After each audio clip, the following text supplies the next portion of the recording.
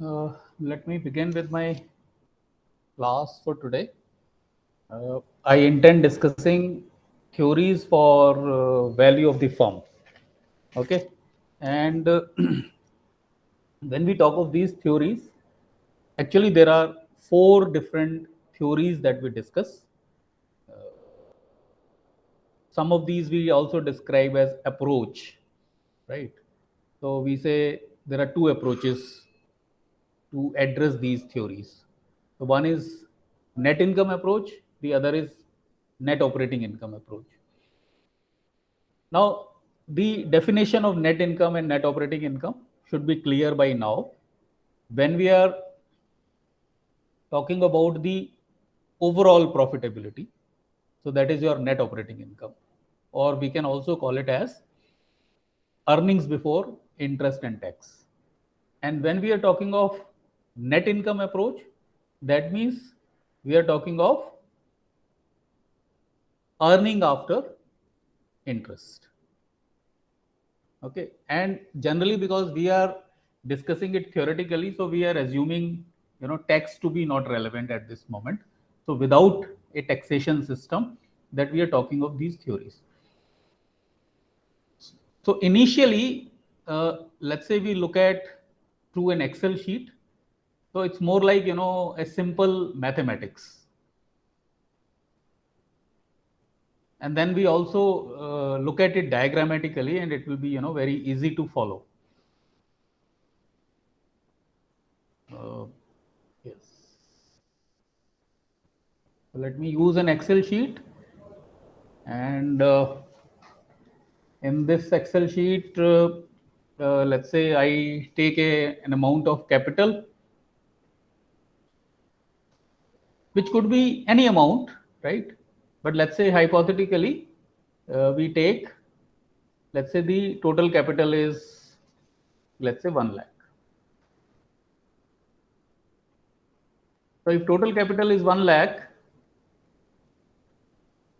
and let us say this all is equity. So let me say this is equity. And I also say total capital as 1 lakh. So my debt is the balance amount. So I use it as a balance. So I deduct equity out of the total capital. So as of now, I'm taking my debt as 0 to start with as an example. And let us say we know the cost of a capital, cost of equity capital to be some percentages. Let's say I take it 10%. And I also take debt, cost of debt as something which is lower than this cost of equity. So I take it as 8%. So when we discuss this net income approach, we take an assumption which is that cost of debt is less than cost of equity, which is a very realistic assumption because equity involves risk. Because it involves risk, so there is a compensation for that risk, and therefore there is a slightly higher cost. So we are, because of that factor, we are taking cost of equity to be more than cost of debt. So if that be the case, we work out our weighted average cost of capital. So if I calculate this,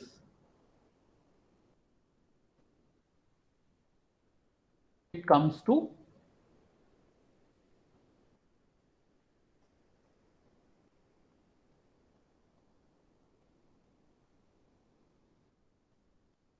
and this is the sum of the two costs. This comes to 10,000, and if I calculate it in terms of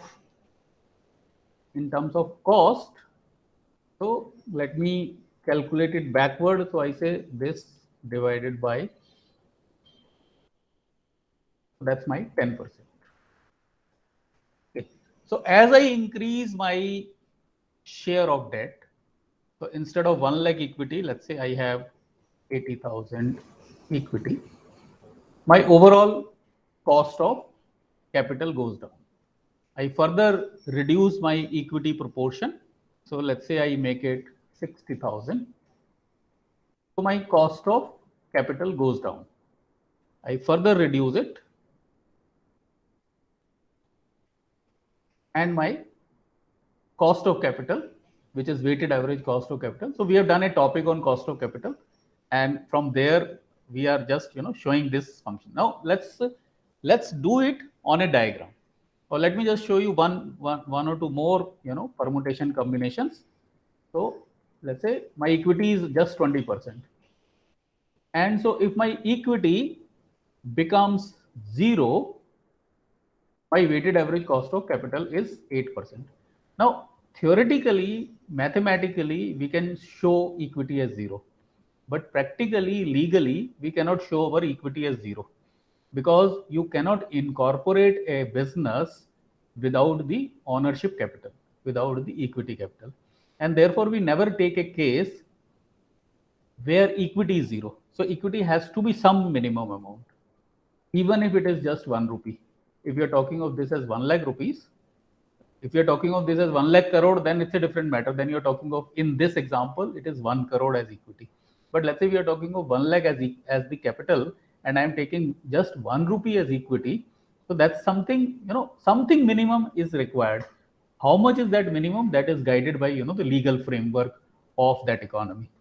But no legal framework in the world allows you to keep equity as 0. So therefore, that's like a theoretical mathematical case only. We would find, that's practically not possible. So if mathematically we are saying 0 equity, then our weighted average cost of capital could be as low as the cost of debt. And if our equity is 100%, our weighted average cost is equal to cost of equity. So that's how, when we draw a diagram,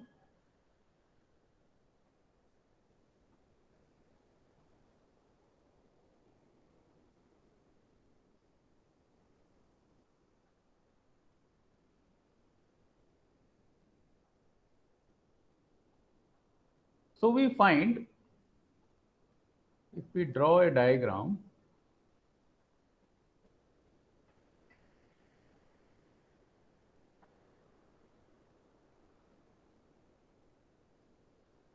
okay, so we are drawing a diagram, and we find that that's how we depict our understanding of net income approach. This is our cost of debt in percentage terms. This is our cost of equity in percentage terms. So on y-axis, we are showing cost of equity, cost of debt, and overall cost of capital, which we say as weighted average cost of capital, or let's say we are showing it as KO, overall cost of capital. And on this side, we are showing our leverage in percentage terms. Because we are not taking any specific case, we are taking all cases, so depending upon the leverage. So this is a point of leverage where debt is 0. So this is on this, you have 0, and somewhere here, let's say this is 100%.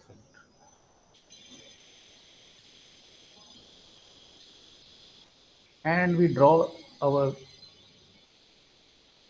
this line, which is our overall cost of capital. So we show it almost touching cost of debt, but never be equal to cost of debt. So this is our overall cost of capital. So this is one point, this one is one point where overall cost of capital is equal to cost of equity. So that's our net income approach. Okay. So in this net income approach, we say as leverage increases, our overall cost of capital goes down. And if it increases to nearly 100%, our overall cost of capital is almost equal to cost of debt. And we also have a equation where cost of equity is greater than cost of debt. So that is because of the risk perception about the kind of capital. And we also have an assumption that this risk perception is constant. It doesn't change. So cost of equity doesn't change, cost of debt doesn't change. Only because of the leverage, overall cost of capital is is one thing that changes. Okay. So that's how this net income approach. So let's say we are not talking of net income approach, but we are talking of net operating income approach. So in net operating income approach, now our assumption becomes different. Because our assumption becomes different, that plays a major role. And what is our assumption? We say the business belongs to a particular risk class, which is defined by the cost of capital. So that's our overall cost of capital, which is given. Okay. And cost of debt is definitely lower than overall cost of capital. And whatever is balance after we pay away the cost of debt to the debenture holders, to the debt holders, whatever is left, it belongs to equity shareholders. And so that's how we compute our cost of equity. So cost of equity is a residual computation. So given that cost of equity is a residual computation, as our leverage increases, our cost of equity increases. Because our assumption about cost of equity is that whatever we have given away to debt, whatever is the balance, it all belongs to the equity shareholders. On x-axis and y-axis, we are measuring the same thing. Leverage on x-axis in percentage terms, and the three types of costs: cost of equity, cost of debt, and overall cost of capital.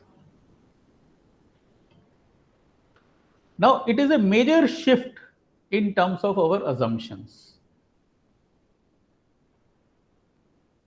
At this point,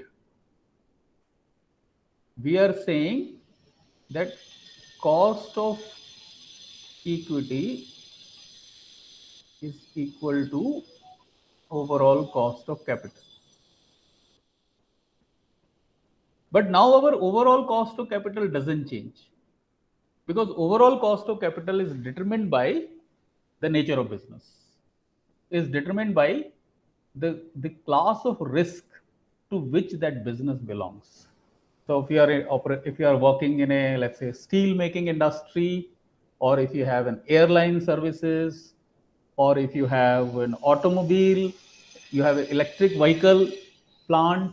So depending upon the nature of business, that defines your risk class of the business. And therefore, the cost of capital is in congruence with the risk class. And therefore, we say, well, cost of capital is defined by that. And so we are taking it as overall cost of capital, because overall cost of capital is determined based on your overall profitability.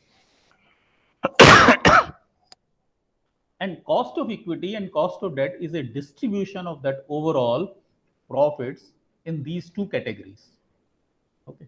And therefore, as leverage increases, our cost of debt is what it is under the, now this is our net operating income approach. So this is how a net operating income approach diagram is constructed. And KE is more than KD because KE is a risk capital, or even your KO, even your KO is more than KD. In fact, it is saying that overall cost of capital is more than cost of debt is the right way to put it, because KE is a computation. KE is computed after we have paid the debt, and we know the overall cost of capital, which is determined by the profitability of business, which is determined by the risk class to which the business belongs. So these are the two basic diagrams which even can be, mathematically shown, right? So if I again use the Excel sheet, so what is it that I am saying? Now I am saying here that overall cost of capital is, so let's say I put here as my overall cost of capital, or let me take another sheet to show this, so that there is no confusion.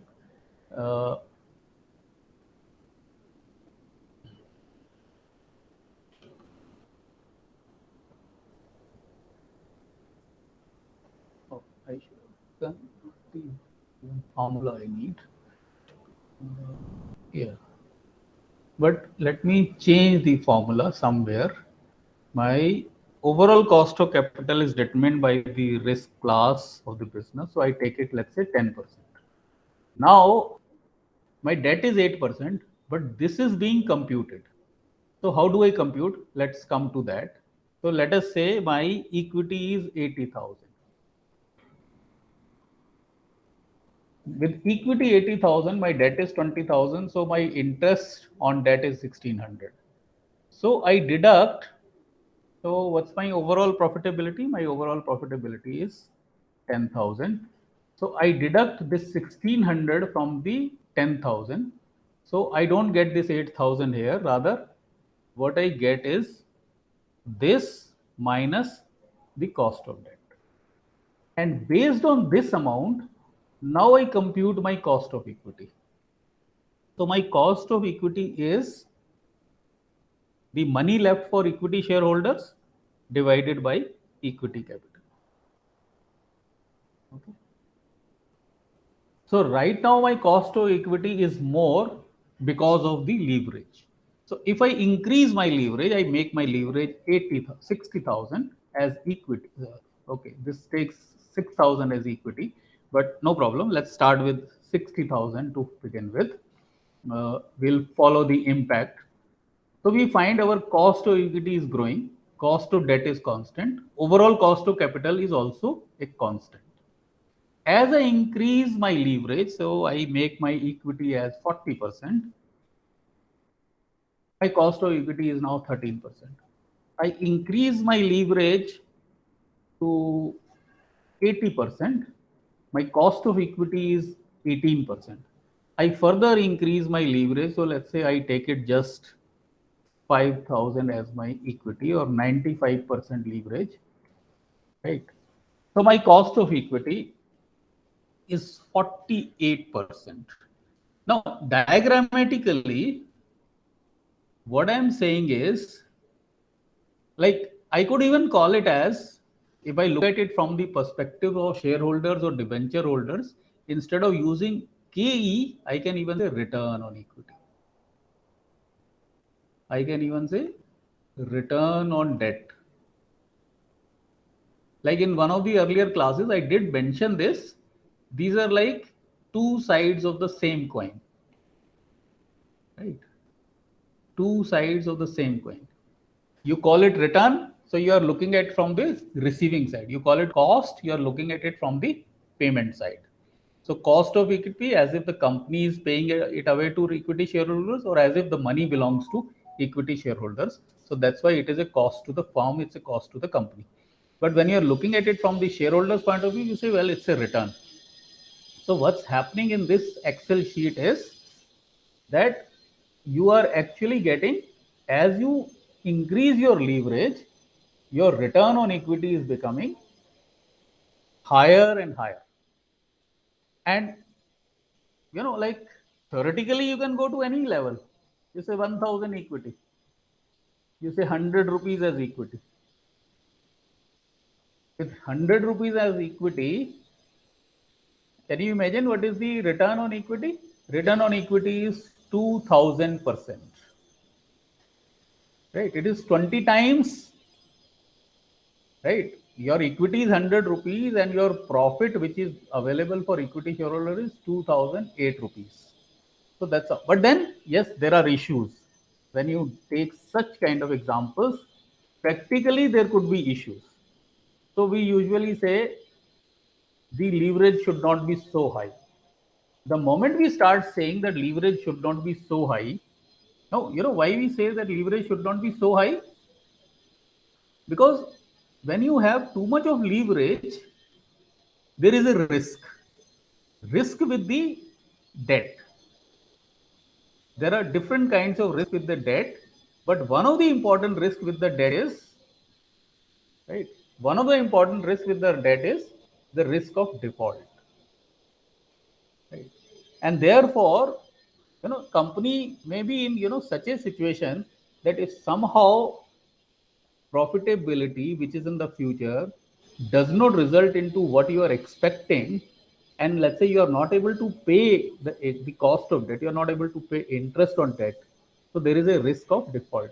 Because there is a risk of default with high leverage, the expectation of cost also changes. So with the expectation of cost changing, right, so using the same diagram, let's say I am talking of net income approach. So in the net income approach, let's say I'm using the same diagram, but I am drawing with a different color.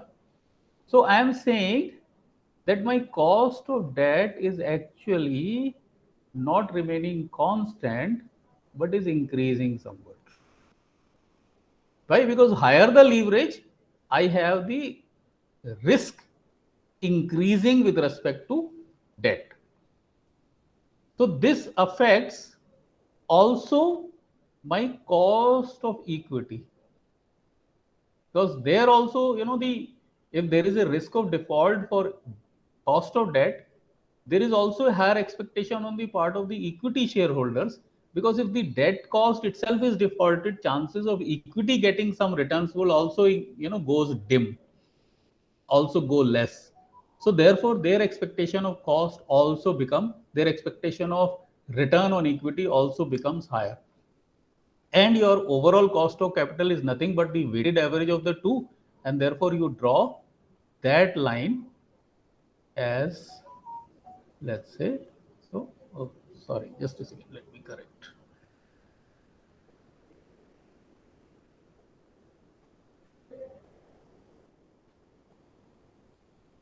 So these two lines as,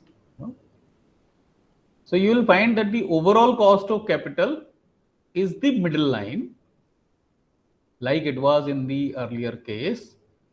Cost of debt is the lower line, as was the case, and cost of equity is the upper line, as was the case,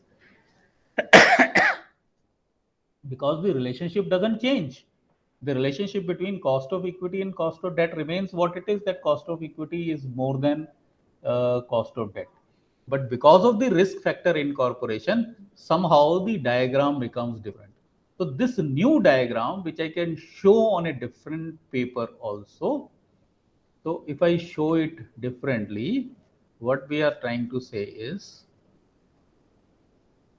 that as the expectations of cost on debt rises because leverage is high, expectation of cost of equity also rises because the risk of equity also increases if there is a high leverage. And so the overall cost of capital, which is nothing but a weighted average of the two, will also be taking this shape. So that's how this new diagram I am showing separately on a different page. This is overall cost of capital and this is cost of equity. Now from here, if this is the lowest point,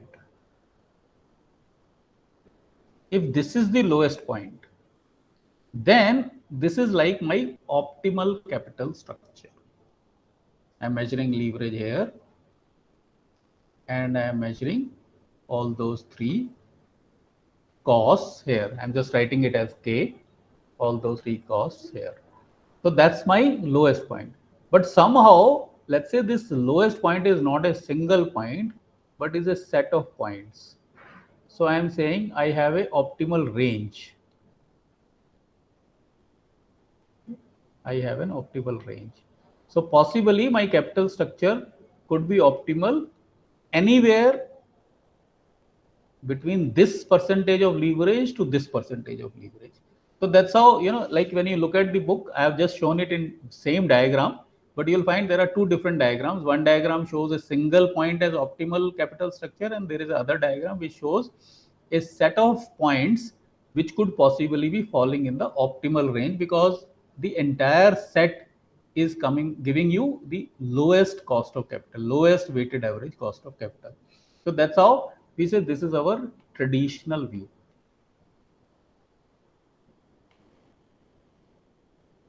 Traditional view.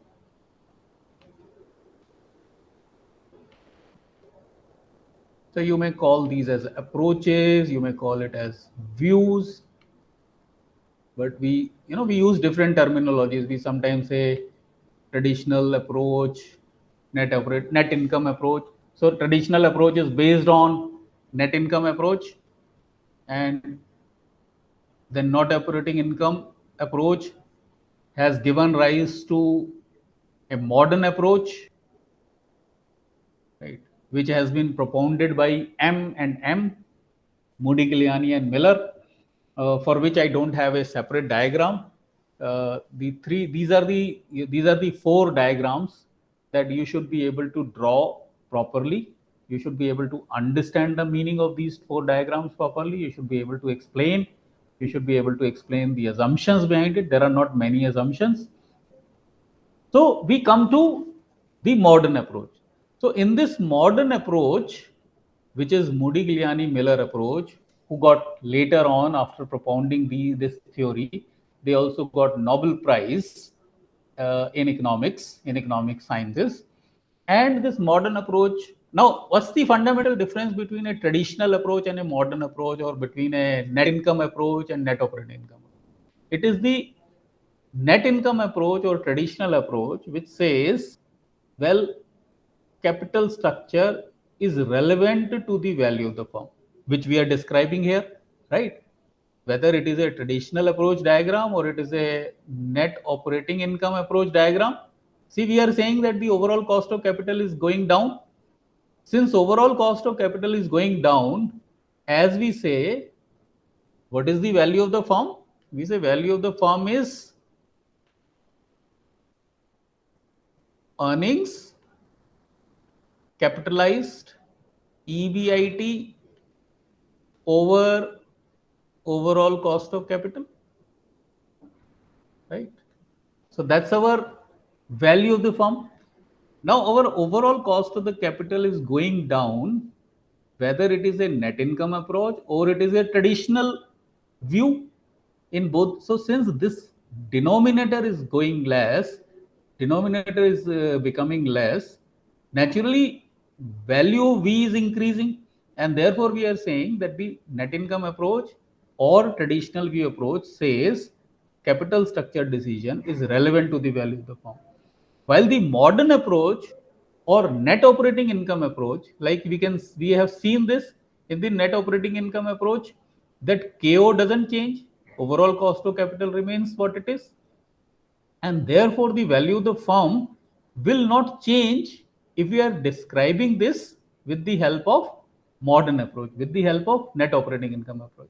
Why? Because KO is not changing. Since KO is not changing, so the value of V is not rising. And so modern approach in terms of looking at it appears to be very simple, but it has a lot of assumptions. And this also is a theoretical model, right? Why it is a theoretical model? For example, it has assumptions. What assumptions it has? It says no transaction cost. It says perfect capital market. Now, what is the idea of a perfect capital market? The idea of a perfect capital market is that capital is infinitely divisible. So capital is not only infinitely divisible, it is traded, bought and sold with no transaction cost. It says there is no tax. It says the business belongs to a risk class. And given all those assumptions, it says, well, value of the firm is determined by the risk of the business. Profitability of the firm is determined by the risk of the business. So given the risk of the business, profitability is defined. So how you mobilize the capital, given you need 50 crore rupees capital, whether it is equity or debt, whether it is entire equity and no debt, or it is some equity and some debt, it doesn't have an impact on the profitability of the business, because profitability of the business is determined by the nature of the business, by the risk class to which the business belongs. And it says, well, that doesn't change, right? Because we are talking of a particular business, we say theoretically that doesn't change. Sorry, what happened? Yeah.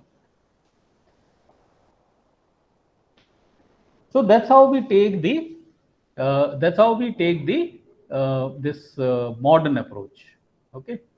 So these are the four approaches: two based on net income, two based on net operating income.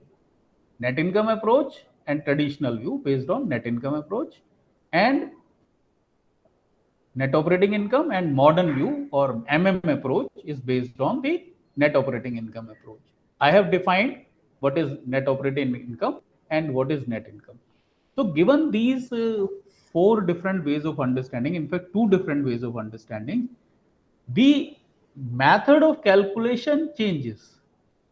If we take net income approach,